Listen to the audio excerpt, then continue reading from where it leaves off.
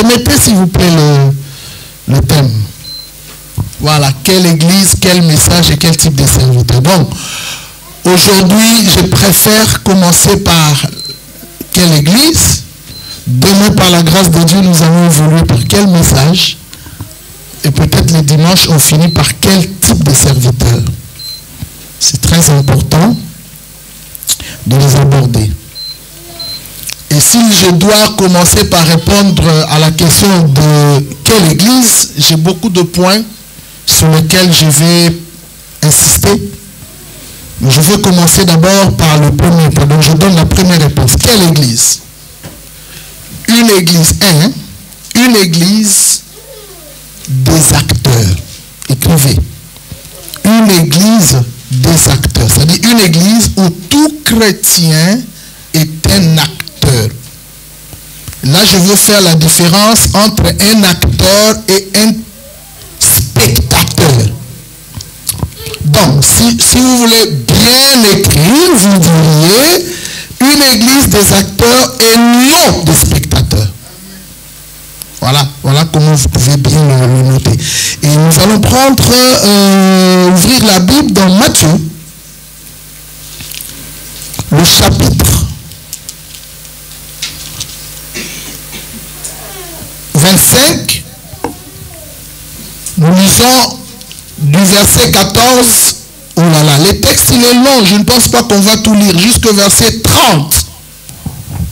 Matthieu 25, 14 à 30, on ne va pas tout lire, il est trop long. Désolé. Je lis la parole de Dieu. On ne va pas tout lire, il est trop long, désolé. Tu comprends? On l'affiche. Affiché, mes amis. Merci, hein? Tu vas lire les autres textes. Sois prête. Alors, c'est une parabole. Mais il faut que je vous explique, ça va nous prendre un peu plus de temps par rapport aux autres points. Mais je suis obligé de vous les expliquer très clairement. Il en sera comme d'un homme qui, partant pour un voyage, appela ses serviteurs et leur remit ses biens. Je vais évoluer verset par verset. S'il vous plaît, regardez-moi et regardez le texte.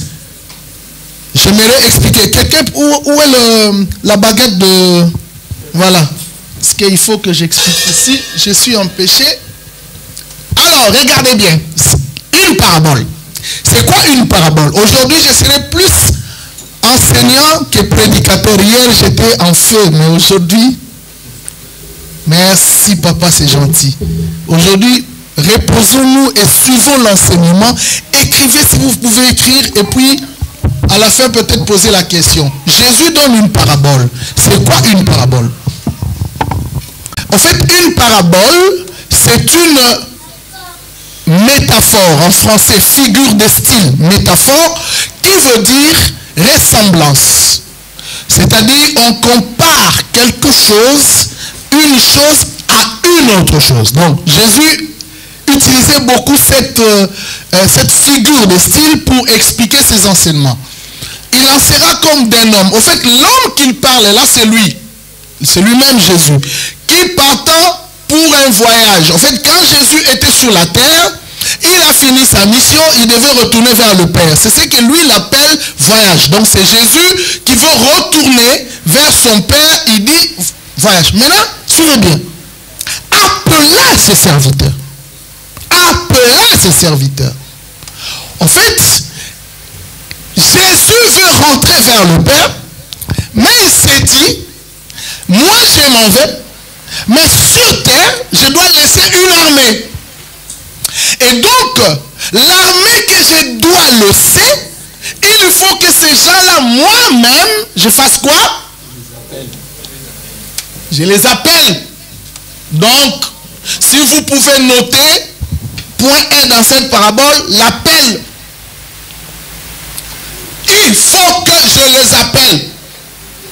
Mon frère, si tu es ici, ma soeur, et que ce n'est pas Jésus qui t'a appelé, la porte elle est là.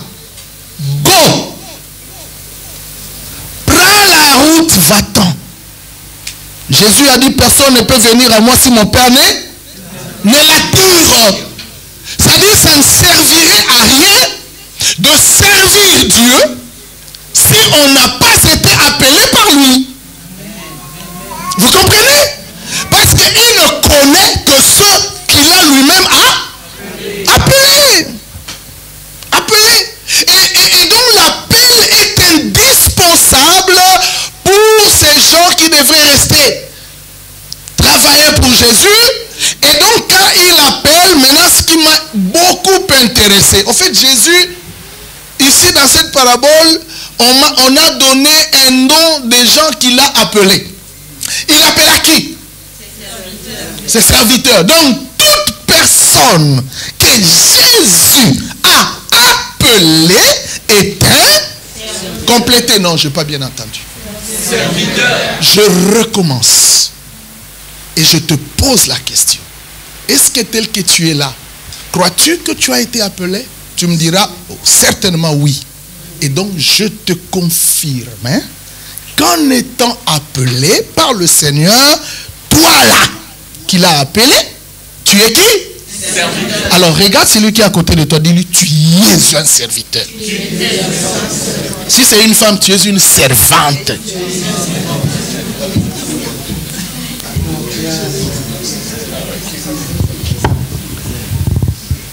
Est-ce que c'est bien clair? En fait, ce n'est pas moi qui le dis. C'est lui qui dit parce que les gens qu'il avait appelés, il les a nommés des serviteurs. Donc, toute personne ayant reçu l'appel d'une manière ou d'une autre est un serviteur. Donc, point 2, des serviteurs. 1, appela. Appel. 2, des serviteurs. Très bien. 3, quand il a appelé les serviteurs, tel que tu es là, tel que je suis là, ces serviteurs-là ont répondu à cet appel. Alors, virgule, et leur remis. C'est bien. Donc, 3. Remettre le don, les biens. Il a remis. Maintenant, ma question, il a remis ses biens à qui? À ses serviteurs. Cela signifie que donc, si toi, qui as été appelé par le Seigneur et qui a répondu à son appel, tu dois savoir que tu le veuilles ou pas, tu as reçu quelque chose. Alors regarde celui qui a côté de toi, dis-lui, on t'a remis quelque chose. Non, regarde-le bien, dis-lui, on t'a remis. On t'a remis. Alors reprends maintenant la phrase au complet. Quand on t'a appelé, vas-y, dis-lui, on t'a remis. Alors change maintenant la forme de poser la question. Crois-tu être appelé? Donc sache qu'on t'a remis. Oh yes. Est-ce que jusque-là c'est clair? Moi je ne fais qu'interpréter la Bible n'est pas compliquée. Et ne la compliquez pas. Lisez avec l'esprit, vous allez comprendre. Et le remis c'est bien. Donne-moi le verset qui suit. Maintenant, c'est là où il y a le problème. Il donna 5 talents à qui? À l'un. 2 à qui? À l'autre. Et 1 à qui? À virgule. Continuez la phrase. Et chacun selon sa capacité. Et puis enfin,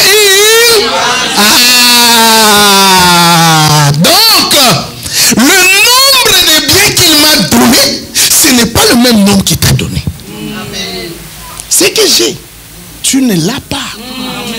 Du coup, ce que tu as, je ne l'ai pas. Il t'a donné ta part. Il m'a donné la mienne. Il lui a donné la sienne. À chacun selon.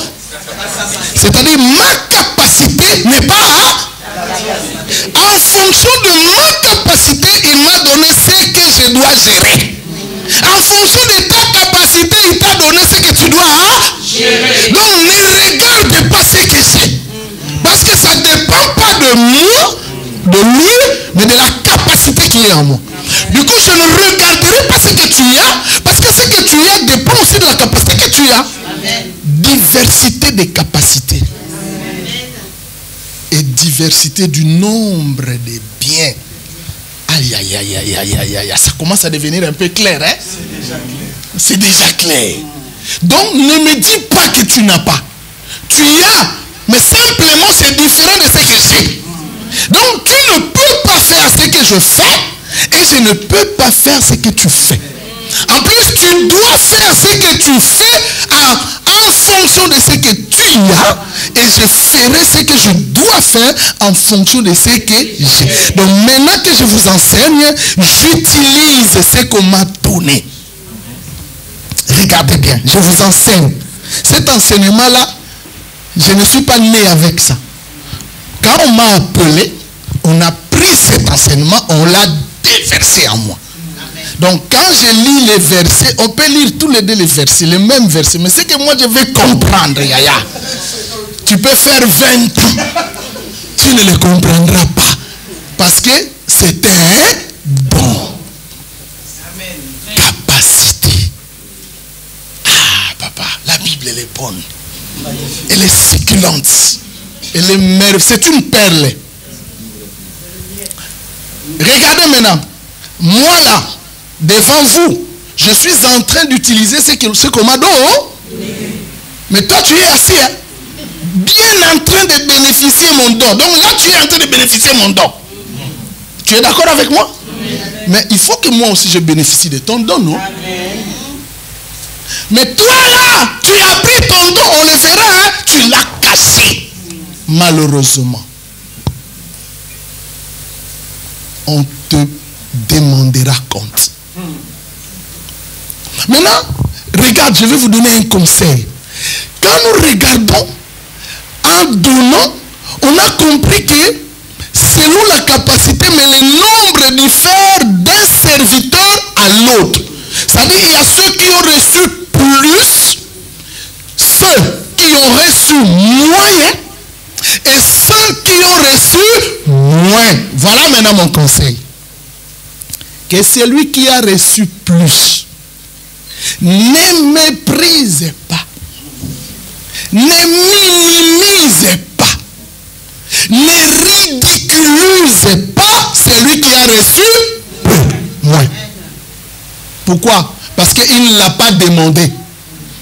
On lui a jugé selon sa capacité. De même, toi qui as reçu moins, ne combats pas, n'envie pas celui qui a reçu plus. À chacun selon sa capacité. Alléluia. Amen. Mais là, quand il a fait comme ça, le maître, Jésus, il n'est pas. Mais moi, j'ai posé la question, mais Seigneur, toi aussi. Tu es parti, tu nous as tout donné, mais tu n'as rien dit.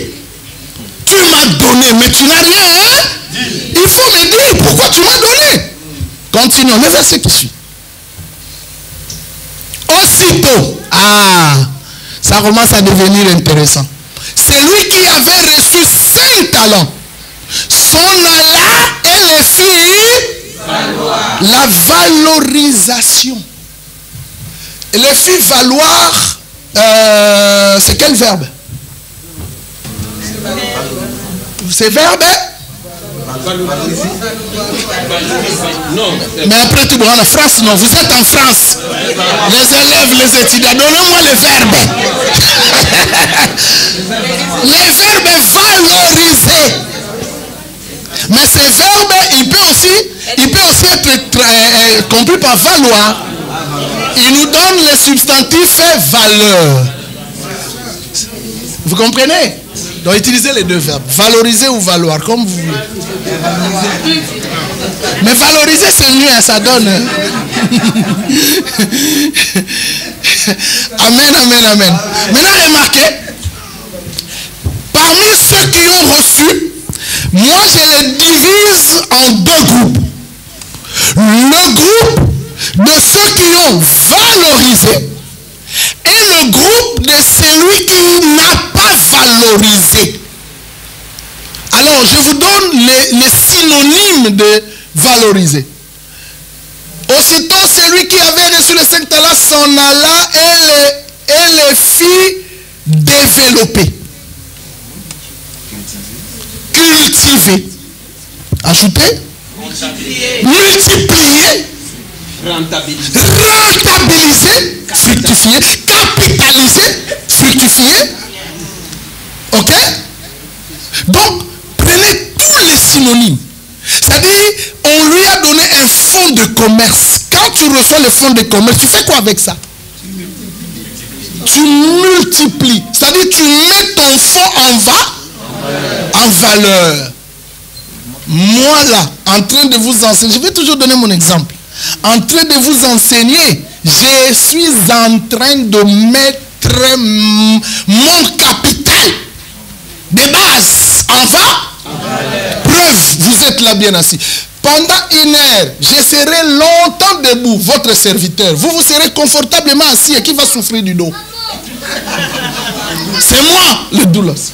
Donc je veux souffrir du dos, parce que j'ai accepté de mettre en valeur mon don. Alors, chacun qui a reçu doit valoriser. Regarde celui qui est à côté de toi. Dis, as-tu reçu quelque chose? Mets-la en valeur. Exploite-la, continue. Utilise-la, continue. Valorise-la. Amen, amen, amen. Rentabilise. Tu as reçu. Il faut le faire valoir. Tu as reçu. Tu ne me diras pas que je n'ai pas reçu. Bon, on met de côté ces textes. Je vous donne un autre verset pour vous faire comprendre qu'on a tous reçu. Pas réussi, mais reçu. Ok? Lis-moi Ephésiens chapitre 4, verset 7. Renvoie-moi. En même temps, tu reviendras sur Matthieu 25. Ephésiens chapitre 4, le 7e verset. Mais à chacun de nous. Donc moi je vais répéter après toi. Mais à chaque. Il faut faire la liaison, Yaya. Alors reprends. Mais à chacun de nous. Mais à chacun de nous. Donc, à chacun de nous tous qui avons été mais à chacun de nous, continue. La grâce a été donnée. La grâce a été donnée. Cette grâce qui a été donnée n'a épargné pas. À chacun de nous, la grâce a fait quoi? Continue. Selon la mesure du don de Christ. La mesure, c'est la quantité. Vous comprenez? À chacun, la grâce est donnée selon une mesure. Mais la mesure est individuelle. Ce qui veut dire, ta mesure n'est pas mal. Tu peux prendre 10 apôtres. Mais si tu peux t'asseoir. Tous les apôtres. Mais ils n'ont pas la même mesure d'apostolat. C'est là la différence. Apôtre, mais une mesure, l'autre apôtre, forte mesure de miracle. Apôtre, forte mesure de la parole. Apôtre, forte mesure de ceci, de cela. Vous comprenez? Docteur également, pasteur également. Donc, à chacun une mesure. Donc, c'était pour vous dire que chacun a reçu. Mais à chacun de nous, retourne maintenant dans Matthieu.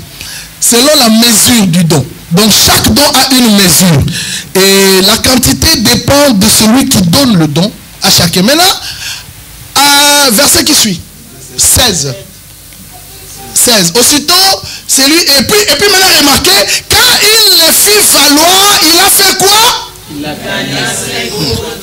gagné. Donc, le don a produit. Écrivez la production du don. Le don doit produire. Le don doit donner des fruits. On doit retrouver des résultats derrière ton don. Quels sont les résultats que ton don offre, présente? Et il est gagnant.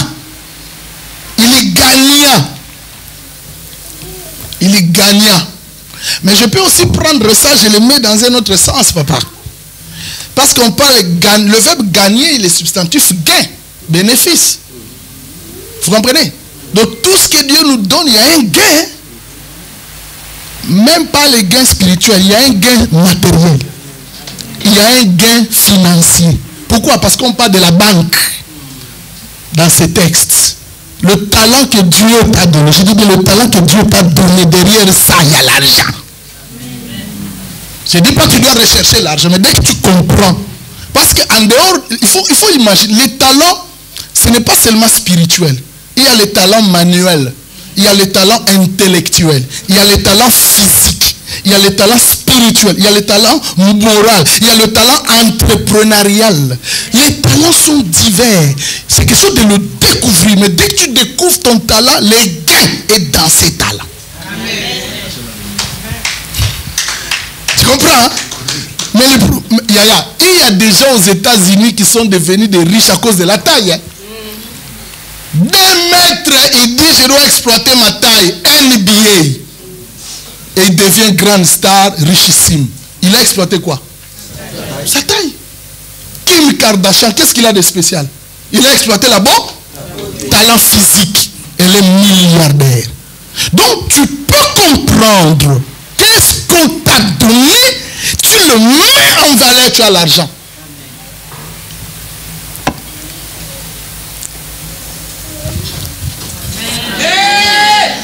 Est-ce qu'il y a quelqu'un qui a compris avec moi? Et qui peut dire un amen des gens qui ont compris? Yes. On avance. Donne-moi. De même, celui qui avait reçu 2 talents gagna 2 autres. 3e, verset 18. Donc, le premier groupe, c'est le groupe des exploitants. Mais le deuxième groupe, remarquez, celui qui n'en avait reçu qu'un alla faire un creux dans la terre et cacha. Répétez avec moi, cacha. Passé simple. Du verbe cacher. Et cacha. Cacha quoi? Le talent, le don. Regarde celui qui est à côté de toi. Regarde-le. Avec celui de toi là, tu as caché ton talent. Dis-lui.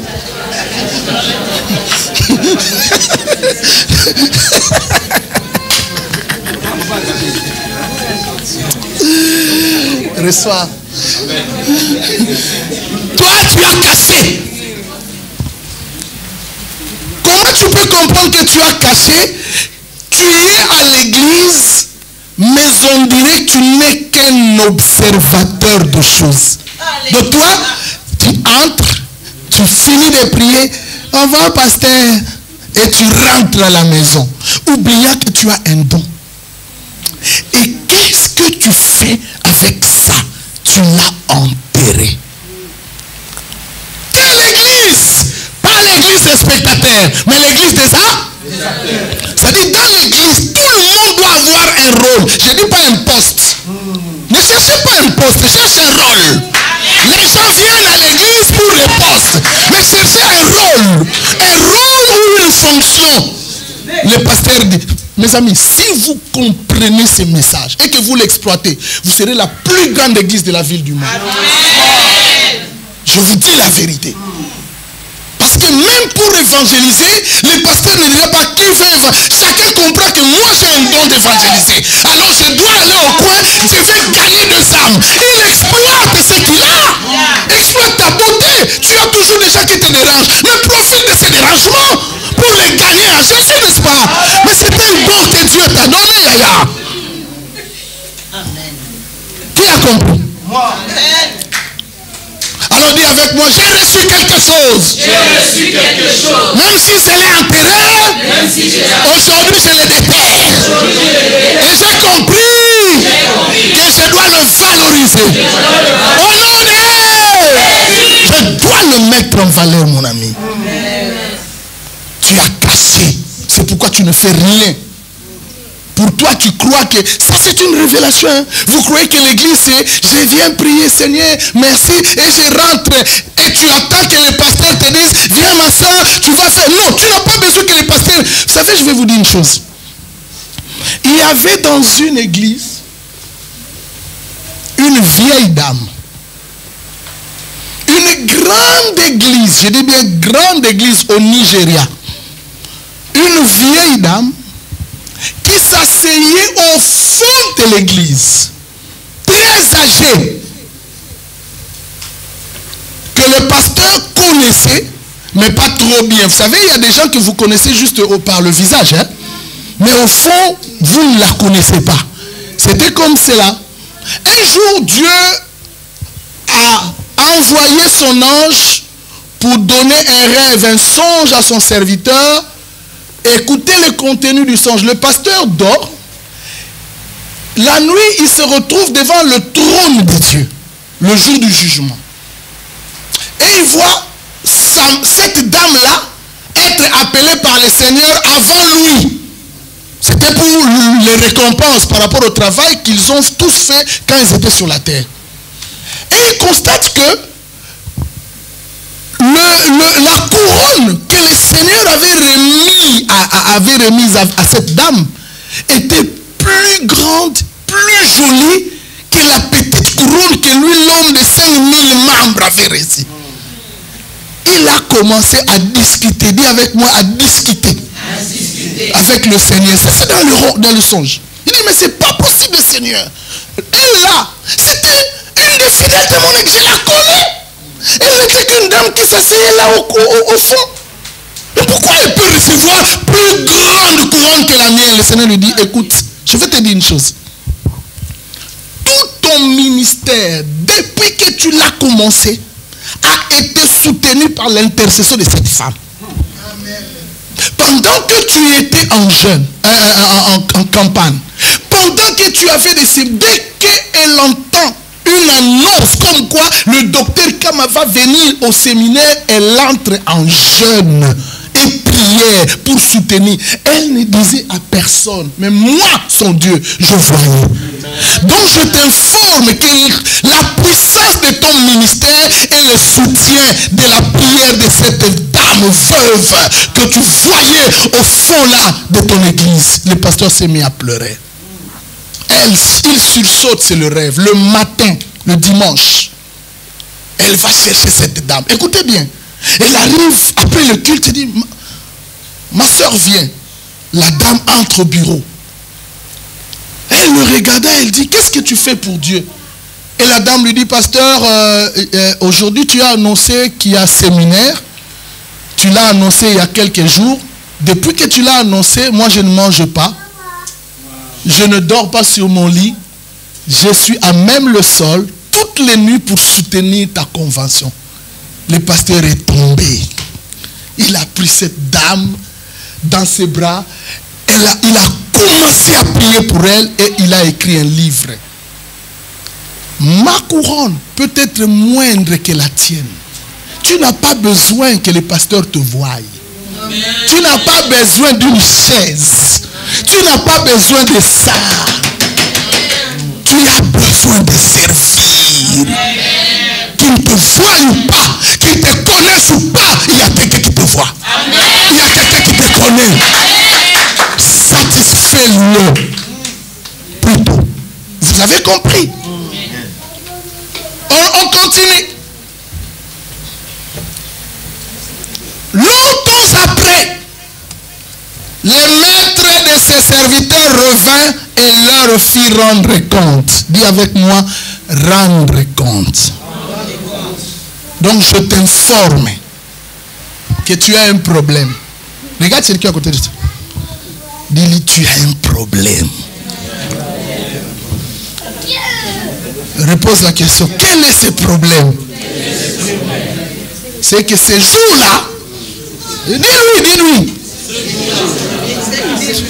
Dis-lui, c'est que ce jour-là, tu vas rendre compte de la gestion de ton don.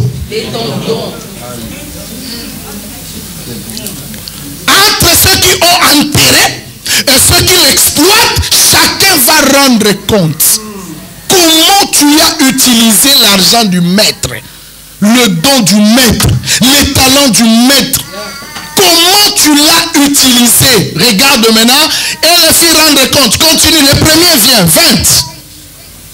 Celui qui avait reçu les 5 talents s'approcha en apportant 5 autres talents et il dit, Seigneur, tu m'as remis 5 talents, j'en ai gagné 5 autres. Continue. Écoutez la réponse. Son maître lui dit, c'est bien, bon et fidèle. Écoutez, écrivez les qualificatifs des serviteurs. Bon et fidèle. Fidèle à l'engagement. Fidèle aux dons et aux talents accordés, reçus. Fidèle à celui qui l'a appelé.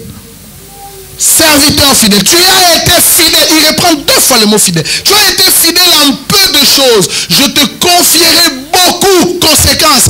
Entre dans la joie de ton maître. Deuxième. 22. Même chose. Tu m'as remis 2. Voici, j'en ai gagné 2 autres. Verset 23. Même parole.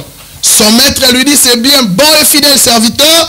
Fidèle en peu de choses, je te confierai beaucoup, entre dans la joie de ton maître. Voici maintenant là où il y avait les problèmes.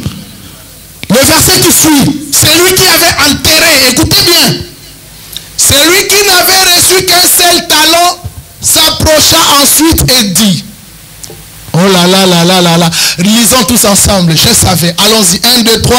Je savais que tu es un homme dur, qui moissonne où tu n'as pas semé, et qui amasse où tu n'as pas fané. On s'arrête là. Je savais que tu es un homme dur. Il n'est pas un homme dur. Il a mal défini le Seigneur. Il fallait qu'il dise, je savais que tu es un homme sévère. Ne transformez pas la dureté à la sévérité. Dis avec moi, le Seigneur est sévère. Envers ses serviteurs. Par rapport au don qu'il a remis.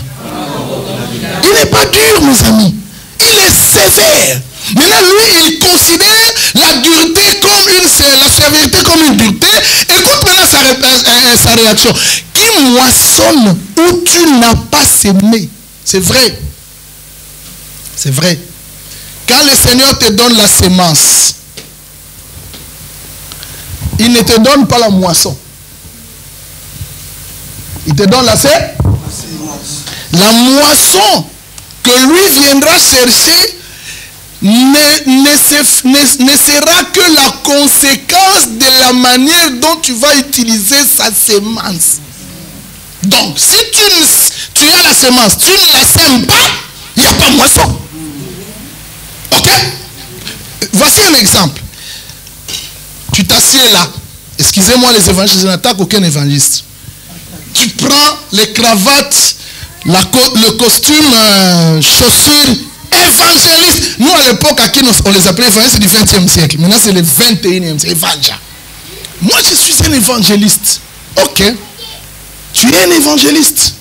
Mais tu sais que le Seigneur est celui qui moissonne où il n'a pas semé. Il t'a donné le don d'évangélisation, c'est vrai. Mais le jour où il viendra, où tu vas rendre compte, suivez-moi ici, le Seigneur ne te dira pas, donne-moi ton évangélisation, non. Il te dira, donne-moi le fruit de ton évangélisation. Évangile, oui papa, as-tu gagné combien? Évangile, oui Seigneur, combien d'âmes qui sont rentrées dans la foi triomphante, le produit de ton évangélisation? Pasteur, oui, où sont parties les âmes qui ont quitté la foi triomphante? Docteur, oui, montre-moi les gens que tu as formés. Vous comprenez la phrase? Moissonner où il n'a pas? Parce qu'il sait que la semence, c'est toi qui l'as. Et tu dois la semer. Et lui ne viendra que chercher le produit de cette série. Donc tu dois utiliser. Qui amasse où il n'a pas fané. Donne-moi le verset qui suit, 25. J'ai eu peur. Je suis allé cacher ton talent dans la terre. Voici, prends ce qui est à toi. C'est-à-dire, il remet le talent sans en donner le bénéfice. Donc, il n'a pas exploité. C'est un homme à écarter. Continue. Voilà la suite.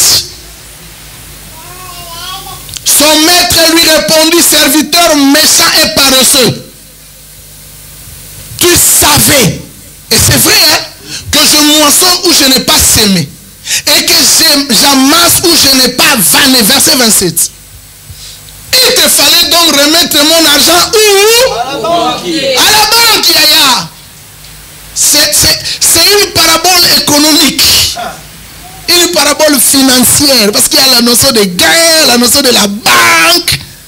Donc tout ce que Dieu te donne doit te pousser vers la banque. À mon retour, j'aurais retiré ce qui est à moi avec un intérêt. Un autre élément de l'économie, l'intérêt, le bénéfice. C'est-à-dire Dieu, avec son don, il veut du bénéfice. Les dons qu'il a donné à Kama, il veut du bénéfice. Les dons qu'il a donné à Kipoulou, il veut le bénéfice. Yaya. Où est le bénéfice que tu vas donner à Dieu par rapport au don qu'il t'a donné? Où est le bénéfice? Où est le gain? Regarde-toi. Où est le gain? Ça fait combien de temps que tu pries? Tu crois que la prière c'est venir croiser les bras? Tu es dans l'erreur. Tu es dans l'erreur. Et si tu ne connais pas, c'est pourquoi Dieu t'a appelé ce soir, entre en prière, dis-lui, dis-moi Seigneur, que dois-je faire? Que m'as-tu donné? Que j'ignore, que je ne connais pas. On continue. Regarde maintenant la conséquence de cet homme. Et ça c'est sérieux. Hein? Donne-moi le verset 28. Ôtez-lui donc le talent et donnez-le à celui qui a les 8 talents. Continue. Car on donnera à celui qui a et il sera dans. Mais à celui qui n'a pas, on ôtera. Même c'est. Continue la suite alors. Quelle est la conséquence? Serviteur inutile. Répétez, serviteur inutile. Regarde celui qui est à côté de toi. Dis-lui, es-tu utile ou inutile? La question, es-tu utile ou inutile? Les utiles sont les exploitants des talents. Mais les inutiles sont ceux qui ont caché les talents du maître. Tu es inutile. Tu ne sers à rien. Et celui qui est inutile ne plaît pas à Dieu. C'est pourquoi tu as certaines choses que tu es en train de demander, Dieu ne te donne pas. Parce que tu es inutile. Et c'est triste d'être appelé inutile. Même à la maison, si un papa dit à son enfant, tu es inutile. Et un mari dit à sa femme, tu es inutile. Il va les coucher, le mariage fini, capote. Moi, je ne peux pas dire à ma femme, tu es inutile, vraiment, yaya. En vertu de quoi? Et Dieu te dit, tu es inutile. Tu dois être utile. Amen. Pour cette église. En quoi tu es utile? Même ta dîme, tu me donnes. Vous savez, moi, pour que je me rende utile, je vais vous donner un témoin. J'ai dit à Dieu, Seigneur, si tu bénis mon école et que ça rapporte, je veux commencer à payer tous les mois le loyer de mon église. Je suis pasteur d'une église à Bruxelles et c'est moi, je n'ai pas honte de le dire aux caméras, et c'est moi qui paye le loyer de mon église. J'ai dit à tous mes membres, gardez votre argent tous les mois. À l'époque, on louait une salle d'hôtel 200 € le dimanche. Imaginez un mois de 5 dimanches. Faites les calculs, c'est combien? Je paye mon loyer et je prends 1000 €, je paye pour l'église. Jusqu'aujourd'hui, ma femme, elle est là.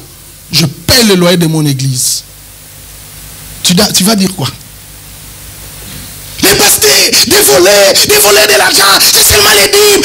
Écoute-moi, toi qui me suis sur la vidéo, écoute-moi, je paye moi. Je te prêche Jésus et je te paye le loyer. Dîme, tu ne donnes pas. Au frère, je vous pose la question. Quand je donne 1000 €, vous croyez que le mois je gagne 10 000? Parce que si on calculait la dîme de 1000 €, c'est combien? Ça c'est pas grave. C'est l'onction. Les femmes, elles veillent surtout à y aller, c'est l'onction. Je ne gagne pas 10 000. Je fais un sacrifice. Vous comprenez? Parce que je veux me rendre utile. Et vous savez, le témoignage, c'est quoi? Je vais continuer avec les témoignages. Parce que je me suis rendu utile. Un jour, nous à Bruxelles, on appelle ça le CPAS, l'assistanat social. Je ne sais pas vous ici, c'est comment? Là où on assiste les gens. Là où on donne des aides sociales. Bon, CAF ou CCS, comme vous voulez. Ils m'ont appelé de Bruxelles. Ils m'ont dit, monsieur, nous voulons te donner du travail. Je dis, moi vraiment. Vous savez que depuis que je suis né, répétez, depuis que Dr Kama est né, répétez. Il n'a jamais travaillé en dehors de mon travail, c'est ça. Depuis que je suis né, maintenant je suis entre 50 et 60 d'âge. Mais depuis que je suis né.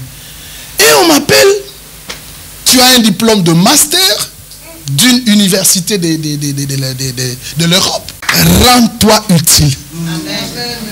Rends-toi utile. Et Dieu deviendra utile pour toi. Dis, ah Seigneur. Non, le bango pena, ah Seigneur. Ah collègue, dit, ah Seigneur. Dès maintenant, je deviens utile pour toi. Et lui aussi deviendra utile pour toi. Ça, c'est la première église. Et la finalité, il sera jeté là où il y a des pleurs et des grincements d'eux. C'est l'enfer, l'ifélo. Vous savez, vous voyez maintenant comment beaucoup entreront à l'enfer. Chrétiens. J'ai prêché en ton nom. Je n'étais jamais connu. Parce que tu avais enterré. Je venais à l'église. Je n'étais jamais connu. Parce que tu avais enterré. Deuxième. On finit ici. Quelle église? Pour le premier point, on avait dit c'est une église et non de maintenant. Une église où règne de l'ordre. 1 Corinthiens chapitre 14 verset 33. Une église où règne l'ordre. L'ordre. 14, 33. Je lis la parole de Dieu avec respect. Car Dieu n'est pas un Dieu de désordre, mais de paix. Comme dans toutes les églises des saints. Voilà, vous pouvez analyser. Hein? Comme dans toutes les églises des saints. Parce que dans les églises des saints, il y a quoi? Il y a l'ordre. Amen. Dans les églises des saints, il y a quoi? Il y a l'ordre. Donc l'ordre règne. L'église est un organisme. Un organisme doit être organisé. Et dans cette organisation, tout le monde ne peut pas faire n'importe quoi. Hein? Moi j'ai vu des églises où n'importe qui, il quitte là où il est assis, il vient toucher la Sainte Seine. Yaya. Les gens sont morts pour les repas du Seigneur. Mes amis, les repas du Seigneur, si quelqu'un n'est pas consacré, pasteur, je te le dis encore aujourd'hui, toi tu es consacré. Si même mes amis qui sont là ne sont pas consacrés, qui ne touchent pas, fais le seul. Jusqu'au jour où tu le consacreras. À combien plus forte raison, quelqu'un qui va quitter là-bas,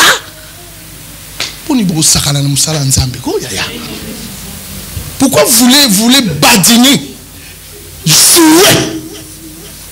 Paul dit, beaucoup sont morts parce qu'ils en ont mangé indignement. Et seulement le fait de manger indignement, ils meurent. Et le fait de toucher indignement. Uza est mort. Pourquoi Uza est mort? Il a voulu soutenir moi, mais à un certain moment, parce que c'est moi les lingala ça aussi. À un certain moment, je disais, mais Seigneur, toi aussi.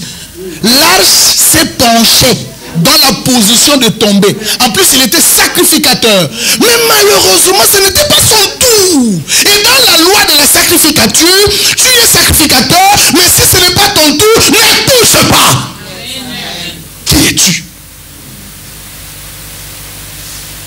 L'ordre dans la prophétie. Qui es-tu? Pour rester ici, faire une prophétie sans l'autorisation du leader. L'église n'est pas un lieu de désordre. Arrêtez. Moi là, papa, je t'arrête. Tu as une prophétie. Tu veux citer le nom de quelqu'un. Tu ne m'as pas parlé de ces choses. Hein? Tu ne m'as rien dit. Ma femme, elle est prophétesse. Je vais vous dire une chose. La première nuit quand on est arrivé ici, pendant qu'on dormait, voici le songe que ma femme a fait. Un groupe de personnes sont venus nous attaquer. Vous êtes encore venus mettre de l'ordre là où nous, on veut détruire. Elle est là. Je l'admire parce que c'est une prophétesse. Écoute bien, papa. On nous a attaqués. Vous êtes encore... Et puis il a repris. Vous êtes encore venus. On y est les souffles. Vous êtes encore venus mettre de l'ordre là où nous on veut détruire. Vous allez mourir si vous n'allez pas vous repentir. Et moi là, avec mon ministère, avec mon don, mon appel, il y a des gens qui sont là. On ne m'attaque jamais. Jamais. Voilà le message.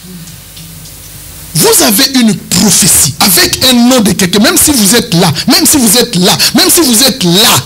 La Bible dit que l'esprit du prophète est soumis au prophète. Gardez ça.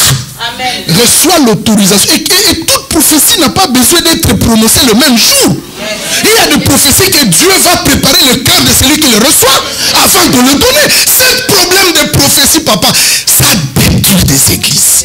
Si on ne met pas de l'ordre, et je suis venu mettre de l'ordre. Arrêtez avec ça.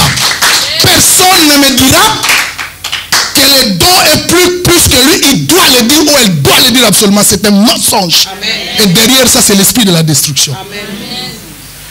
Moi, je connais la pratique des sorciers, mes amis. Ne vous en faites pas. J'ai toute la vie grandi dans l'église. Hein. J'ai aujourd'hui 54 ans. Toutes mes 54 années dans l'église. J'enseigne, j'ai enseigné des pasteurs. Je connais l'église. J'encadre dans le monde entier. Je connais le fonctionnement de l'église. Vous n'allez rien me prendre. Si vous ne mettez pas de l'ordre sur ça, vous détruirez cette église. Alors, pour moi, tu passes comme ça. J'ai dit, arrête-toi au nom de Jésus. Assieds-toi.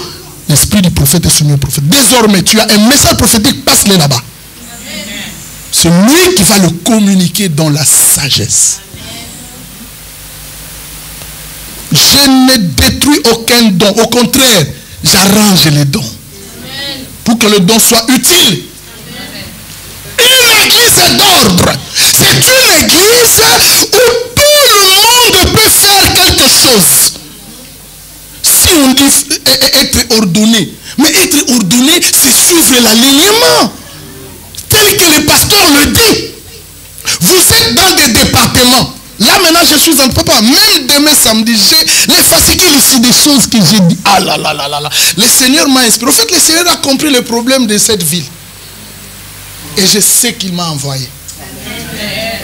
Vous savez, même dans le fonctionnement des départements, dans une église, c'est comme un pays, il y a une constitution, il y a une hiérarchisation, et il y a des étapes de la hiérarchie et du commandement. Toi, tu es là. Tu veux communiquer quelque chose en haut. Mais tu dois traverser la hiérarchie. Tu ne dois pas dire, j'ai été invité dans une église où le pasteur pleurait. Parce qu'il y a une sœur qui était utile, mais qui est partie parce qu'elle faisait ça. Vous savez, c'est cette sœur, tellement qu'elle était influente, si elle a un problème, elle ne passait pas derrière la hiérarchie. Elle allait directement au bureau du pasteur. Pasteur, bon, moi j'ai une idée, mais cependant, elle avait un responsable. Le responsable est venu me voir. Ils étaient mes étudiants. Il dit, papa, parle à mon pasteur vraiment. pasteur, si un rapport quitte en bas, remonte vers toi, sans que ça traverse la ligne hiérarchique, ne reçoit pas ça. Amen. Tu lui dis retourne.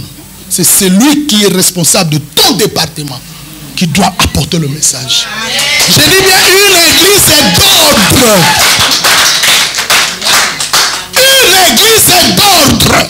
C'est une église. Et quand j'ai arrangé le problème, quand le pasteur de cette église-là a commencé à remettre cette soeur-là en ordre, la soeur a quitté l'église. Maman Rachel connaît ce que je dis. Oh non, pasteur, tu ne me considères plus. Maintenant, je quitte. Hein? Et elle a quitté. Papa pasteur, tu dois le savoir. Dans toutes les églises, je l'ai dit encore dans mon... Même avec Jésus, les gens sont partis. Les gens ne finiront pas de partir. Tous ceux qui sont là ne sont pas pour toi. Il y a des ramassis. Ils sont venus pour un temps, finalement. Surtout dès que vous dites, toi, fini. Parce qu'ils sont en mission. Si la mission n'est pas accomplie et qu'il est détecté, et ne pleure pas, ne regrette pas. Vous savez, moi un jour je réfléchis, j'ai posé la question à mes étudiants, hein, et je vous la pose aussi, hein, mes étudiants pasteurs. Hein, je leur ai dit, écoutez, Jésus a dit, si tu as 100 brebis et que l'une d'elles s'égare, tu laisses les 99 brebis et tu pars à la recherche d'une seule qui est égarée. Vrai ou faux? Alors je vois un jour Jésus, il avait 70 disciples, il a libéré une parole. Les 58 ont dit, cette parole est dure. Qui peut l'écouter? Ils ont pris les larges. Mais le Jésus de miséricorde, qui a lui-même dit, si une brebis s'est égarée, laissez les 99, allez à la recherche de la brebis égarée. Au lieu ce jour-là d'aller rechercher les 58, il regarde encore le 12. Et vous, qu'est-ce que vous attendez? Suivez-le, non? Jésus, où est l'amour? Voilà la question que j'ai posée à Jésus, où est l'amour? Alors j'ai posé la question à mes pasteurs, expliquez-moi ça. Ils commençaient à se regarder comme ça. Ah, mais donc, c'est contradictoire. Je dis oui, c'est contradictoire. Vous savez pourquoi? La réponse est claire. Tous ceux qui sont ici ne sont pas des brebis. Parmi vous, il y a des loups, il y a des chiens, il y a des boucs, il y a des lions, il y a des vipères. Maintenant, les crocodiles. Non, prenons ce qui est dans la Bible. Maintenant, ceux qui étaient partis n'étaient pas des... Celui qui n'est pas une brebis, le Seigneur ne peut pas se faire de la peine pour lui. Il s'occupe d'une brebis. C'est les brebis qui sont rentables. C'est les brebis qu'il est venu chercher. Pas les loups. Il dit d'ailleurs, dehors le loup. Il dit, mettez le bouc à ma gauche. Il dit, dehors le chien. C'est lui-même qui dit ça, non? Donc un chien, déjà lui-même, il dit dehors. Quand un chien part, il aide le Seigneur. Amen. Je ne dis pas que les brebis, le danger, c'est lorsqu'il quitte avec une brebis. Parce que c'est la brebis qui est importante. Mais beaucoup qui sont là, même dans le domaine des pastorales, tous ne sont pas des serviteurs de Dieu. Même ceux que vous suivez sur les réseaux sociaux là. L'église est d'ordre. Une église d'ordre. Troisième point. Quatrième point. Une église d'ordre, c'est où tout le monde paye sa dîme. Amen. Y compris des serviteurs. Amen. Moi j'ai dit dans mon église, tu veux être serviteur. Condition sine qua non. Ma femme elle est là. Heureusement Yaya, tu es venu aujourd'hui m'accompagner. Parce que tu es témoin de ce que j'ai dit. Tu dois payer ta dîme. Église, payer. La dîme, on ne la donne pas, on paye. Parce que c'est un droit. Tu dois payer. Parce que l'église doit fonctionner. Ne regardez pas que papa pasteur a son argent. Non. La dîme, c'est même l'expression de l'amour de Dieu. Tu l'aimes. D'ailleurs, je vais vous dire une chose. Excusez-moi de le dire en passant. Vous savez que la dîme, c'est une notion de la part. La dîme. Quelqu'un a régné ici en France, où il a fait des enseignements selon lesquels la dîme n'est pas biblique. Vous avez suivi. Hein, je n'ai pas besoin de citer le nom. Et il réduit énormément de gens. Il a posé une question, moi j'ai dit, qu'on me l'appelle, hein, et qu'on fasse un débat public pour que je lui demande que c'est un fanfaron, c'est un charlatan, il ne connaît rien de la Bible. Il a dit, c'est lui qui a un verset dans le Nouveau Testament, peut me le donner. Moi je dis, moi j'ai des versets, je vais lui démontrer qu'il n'a pas la connaissance. Je vais vous expliquer, donnez-moi 5 minutes. 1. La dîme, c'est la notion de la part. Parce qu'on dit qu'il faut donner le 1/12 de la part de ce que l'on a. Déjà dans l'Ancien Testament, tout ce que les Israélites faisaient, Dieu demandait une part. Je vous explique. Il dit, dans une famille, tous les enfants qui seront nés, mais le premier mâle qui sera né, consacrez-le-moi, c'est ma part. Donc dans la famille de tout Israélite, Dieu avait une part, le premier né. On continue. Dans le corps d'un garçon, tout ce qu'il a, ça lui appartient. Mais moi, j'ai besoin de la prépuce. C'est pourquoi on fait la circoncision. Je ne dis pas que c'est ça le but de la circoncision. A comme but alliance. D'accord? Mais le fait que Dieu enlevait la prépuce, il voulait dire, je dois retrouver une part dans le corps d'un garçon. Parce qu'en Israël, on ne comptait jamais les femmes. 2. 3. Toutes les villes vous appartiennent, mais les 6 villes de refuge ne vous appartiennent pas. Ce sont mes villes. C'est lui qui rentrera dans cette ville, dans l'une des villes, ne les touchez pas. Il est protégé. C'était ma part. 4. Si vous secouez l'arbre pendant la cueillette et que les mangues tombent, toutes les mangues tombées sont pour vous. Mais les mangues têtues qui sont restées ne vous appartiennent pas. C'est ma part. Quand l'étranger passera, s'il a faim, il doit prendre et manger. Très bien. 5. Tout ce que vous allez faire comme entreprise et récolter comme semence, enlever les c'est ma part. Et enfin, pour terminer, il dit, Israël, sachez-le que vous avez 12 tribus. Les 11 tribus vous appartiennent. Mais la tribu de Lévi, c'est pour moi. Ce n'est pas pour vous. Maintenant, je te pose la question. Qu'est-ce que Dieu a comme part dans ta vie? Dis-moi. Qu'est-ce qu'il a comme part? L'argent, c'est pour toi. La voiture, c'est pour toi. La maison, c'est pour toi. Le corps, c'est pour toi. Et qu'on traverse, quelle est la part de Dieu? Dis-moi. Il faut bien connaître la parole. Maintenant, je mets l'Ancien Testament de côté. D'accord? Je prends le Nouveau Testament. Parce que la question était, donnez-moi un verset dans le Nouveau Testament. Voilà. Les problèmes, c'est lesquels? Le problème, c'est que le Nouveau Testament n'a pas repris la notion de la part de l'Ancien Testament. Le Nouveau Testament est allé dans une autre notion. Et dans le Nouveau Testament, c'est la notion de la totalité. Le tout. Donc, Ancien Testament, pas. Nouveau Testament, tout. Ah oui, c'est grave. Ça devient grave, hein? Et je vais vous expliquer. Voici les explications. Jésus entre, il trouve les gens en train de donner. Les riches sont venus, ils ont donné des pièces. Mais une veuve femme, elle vient, elle l'ouvre comme ça, elle met 2 petites pièces, elle referme. Jésus regarde ses disciples, pose la question. Entre le riche et la pauvre veuve, qui a plus donné? Les disciples disent, mais c'est clair, Seigneur, c'est quoi? Ce sont les riches qui disent non. Écoute l'explication.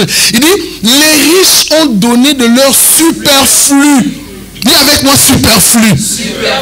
Mais la veuve a donné tout. Ce qu'elle avait, T-O-U-T. La totalité, adverbe de quantité.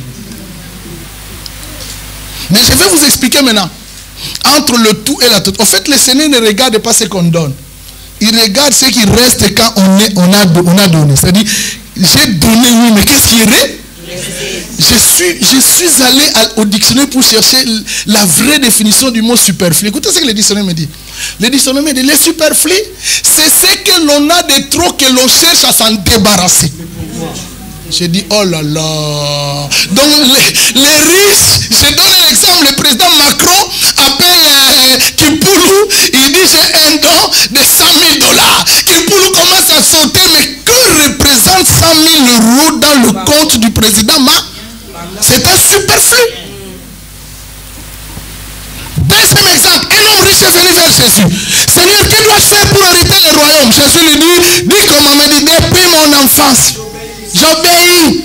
Jésus le regarde comme ça, il dit, va, vends tout. Tout ce que tu as et donne-le aux pauvres. L'histoire s'est arrêtée là. Il n'est plus retourné. Et la Bible fait un commentaire, il dit parce qu'il connaissait qu'il avait des grands biens. Il est parti. Je continue. Je vous donne dans la Bible pour voir le tout. Hein. Je m'arrête là. Je vais m'arrêter. Ici, je m'arrête. J'ai tellement de choses à dire, mais le temps aussi. Écoutez maintenant la dernière chose. Actes des apôtres. Mais on n'écrivait pas. Mais on ne va pas lire. Je vous explique la totalité. Ils vendaient et apportaient les prix aux pieds des disciples. Et ils apportaient les prix de tout ce qu'ils avaient vendu.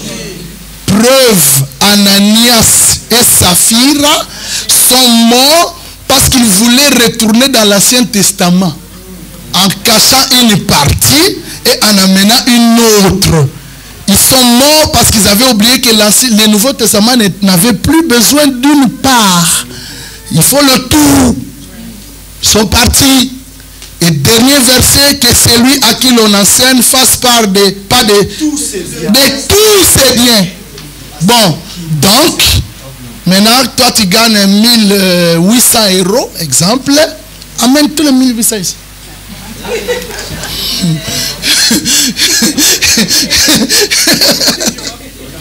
Voilà maintenant mon explication. Comme étant donné que nous avons des responsabilités, des charges, les loyers, les machins, on ne s'est pas donné tout, n'est-ce pas? Donc, si on nous demande tout et qu'il n'y a pas moyen de donner tout à cause de charges, les 1/10 pour Dieu devient le minimum immanquable. Maintenant, ce qui est grave, si, comme tu ne sais pas donner le tout, tu deviens incapable de donner le minimum, tu es pire qu'un infidèle. Je m'arrête là.